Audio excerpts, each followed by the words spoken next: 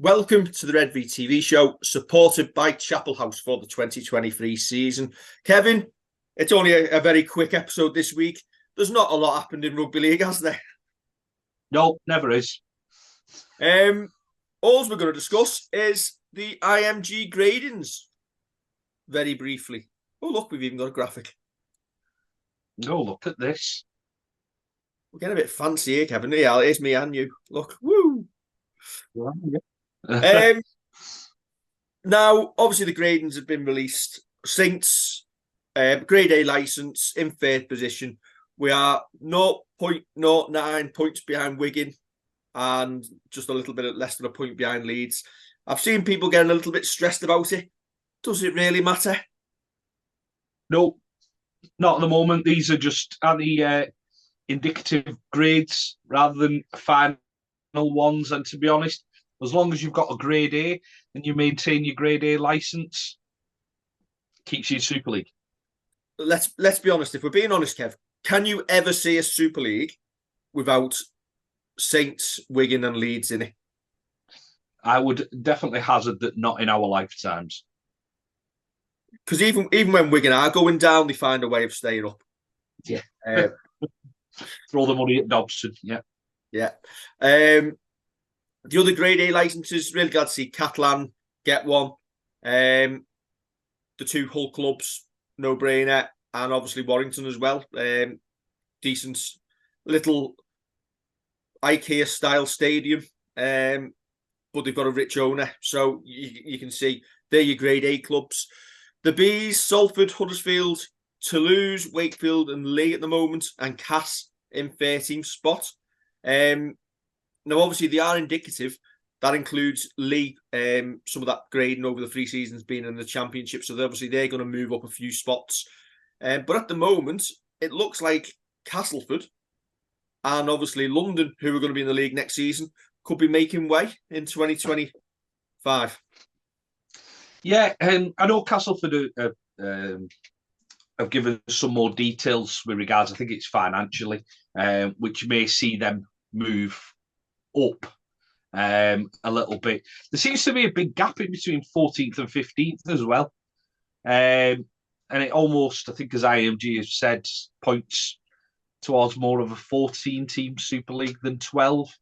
But yeah, I get your point with Leigh moving up and like when you count it, Wakefield, if they have a good season outside Super League, they can push their point score up as well. So Castleford are going to be going to have to make sure that they do kind of improve and get that extra point, everything that they can get together, get that in to give themselves the best chance of being in Super League going forward. Yeah, obviously Salford in 8th. I think the thing for Salford is staying financially safe. To keep them there. I'm looking at that and I'm thinking, should Super League go to 14 teams immediately? Yeah. Well, as I say, there's a big gap in between Bradford and Featherstone. There are quite a few points. And I know that clubs aren't necessarily over the moon about the grading, or some aren't. Some have just said they're going to knuckle down and get on with it and try and score as many points as they can. Others have thrown toys out the pram, Teddy in the corner and all that. But the scoring on them grades that are in front of us there show that there is quite a decent size gap between 14th and 15th and a 14-team Super League. I think people would welcome it. Just get rid of the loop fixtures and play a couple of teams that you maybe haven't for a while. And I know Wakefield have gone from Super League this year, but if you got Toulouse and we'll say Bradford, because they're currently in 14th, I think they've got an issue with their stadium that's holding them back. And if they could get into Valley Parade, it'd be a lot better, I think. But going back over to Bradford would be great for the sport. I think, as we've discussed outside of this, though, we don't really like the fact that you can get promoted or relegated without it being completely on field. Yeah, I think the issue for me is if a team finishes 7th or 8th next season and are competitive and find out that they're not going to be in Super League the year after. The big one for me is obviously London. Obviously, the ranked 24th there. I don't think they had any intention of wanting to be in Super League.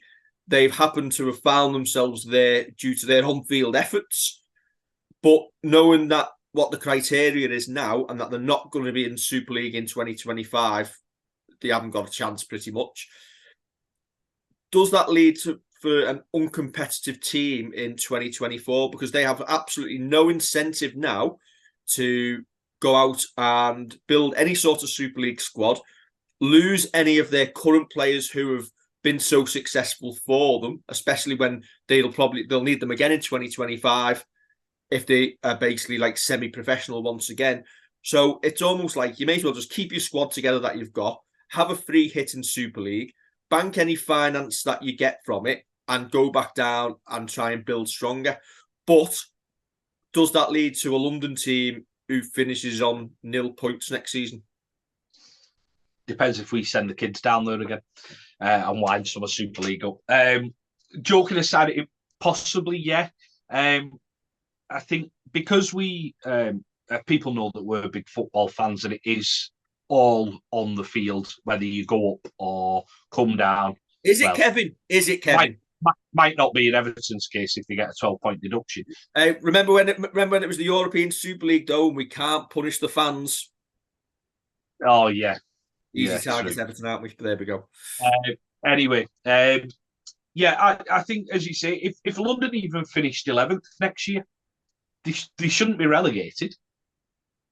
They shouldn't be relegated because of what they've done on the field, and they should be allowed the chance to go full time, to grow, and that be part of it. Don't get me wrong, I do like the idea of grading clubs and seeing how clubs are going, because then it should push improvement across the board. And that is one of the most important things, rather than just sitting there and going, again, no offence to Cass, I know that they're getting the money for the stadium. Wakefield have started doing their stadium. But you look at that, where they've just had unhelpful councils, money issues, whatever it is, and just been allowed to stay in them stadiums after us, Salford, Celtic, were told that we had to upgrade our stadiums, and others had to upgrade our stadiums. If you're pushing improvement across the board, I see no problem with this.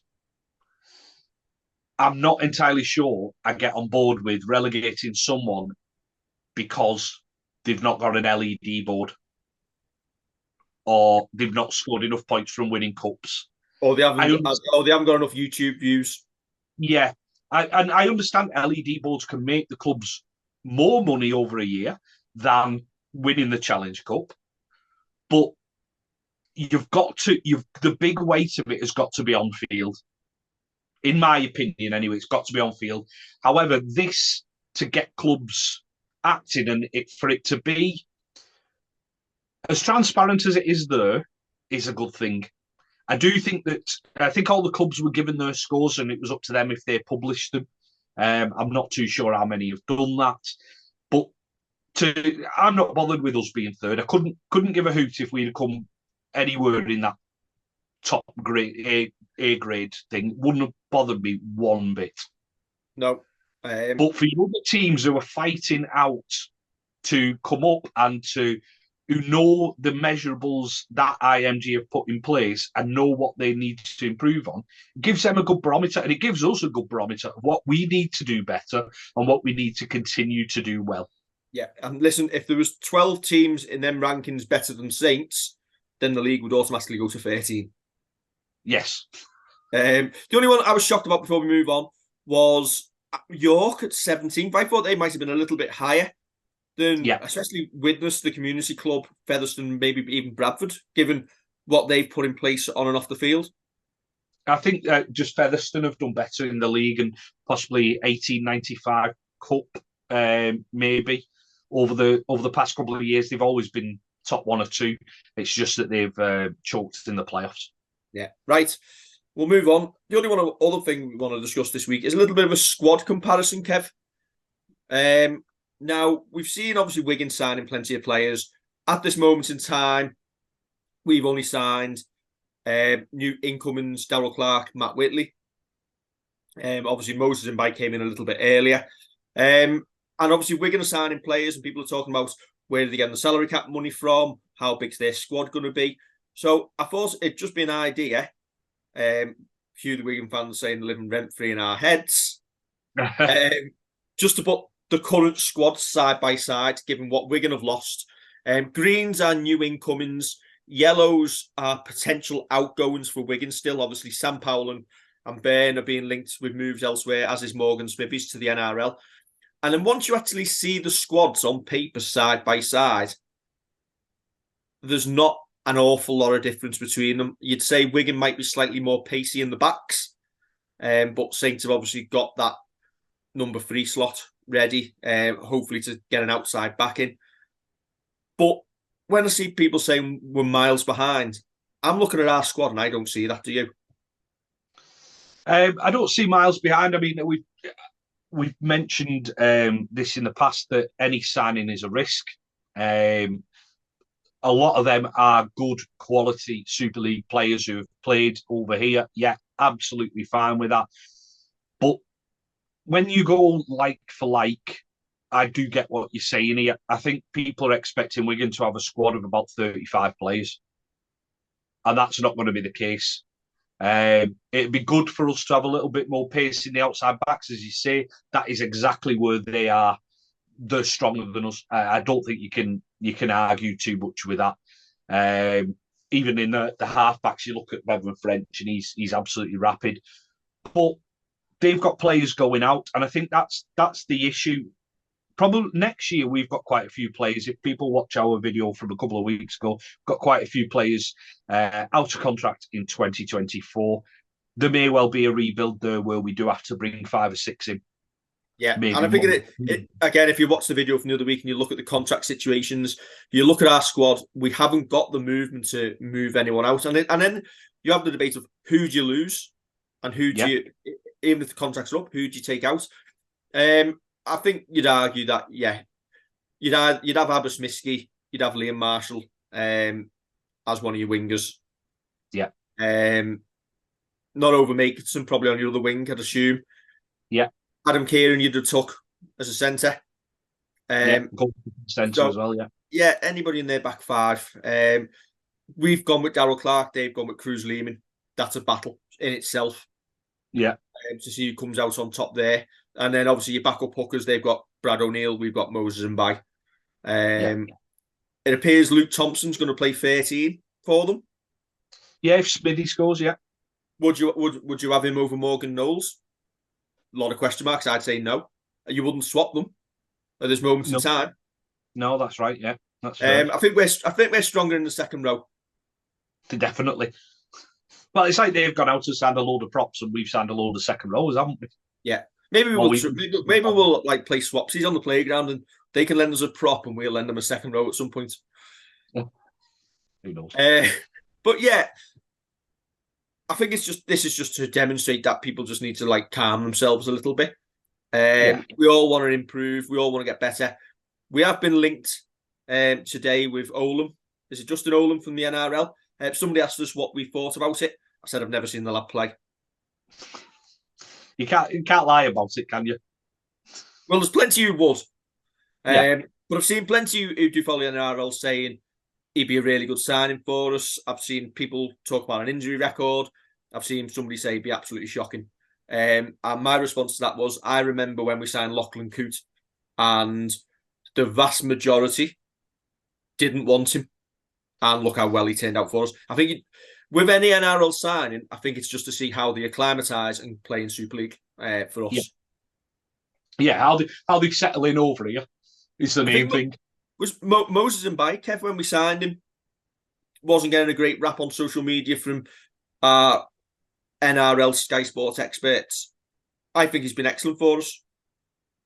I think he's been good. I think considering he's come over halfway through the year, I'll say good. And I think there's a lot more promise in him. And as we say, because he can play in a number of different positions, that's always useful for you. Yeah. Right. I think that's us done and dusted, Kevin. There's not a lot to talk about.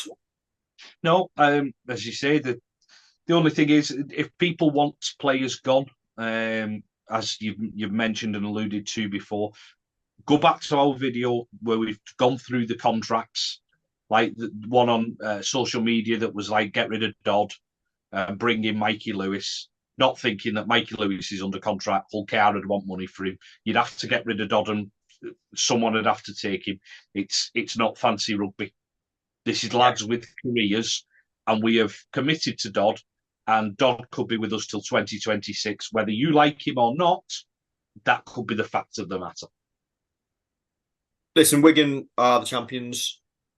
Lewis Dodd's aim this season for me should be to be better and outplay Harry Smith. Yes, and that's what his aim will be, because he'll want that England shirt. And after watching Harry Smith, there is no reason why Lewis Dodd cannot get to that level and be better than him.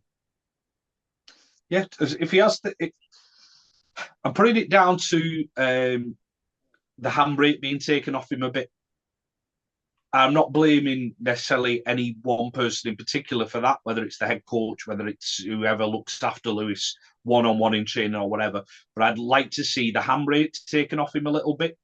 I'd like to see him be a little bit more confident in his own body. And I think with another pre-season under his belt and a season where he's come through the year relatively unscathed, hopefully we'll see that from him. Yeah, I think it's fair to say next season's a big season for him, and we need to see him back playing at the level he was when he first broke into the team. Yeah, like he can. Yeah, absolutely. Right, that's us done and dusted, Kev. Don't forget to like, share and subscribe, and we'll catch you very soon for the next episode of Redvee TV. Catch you soon.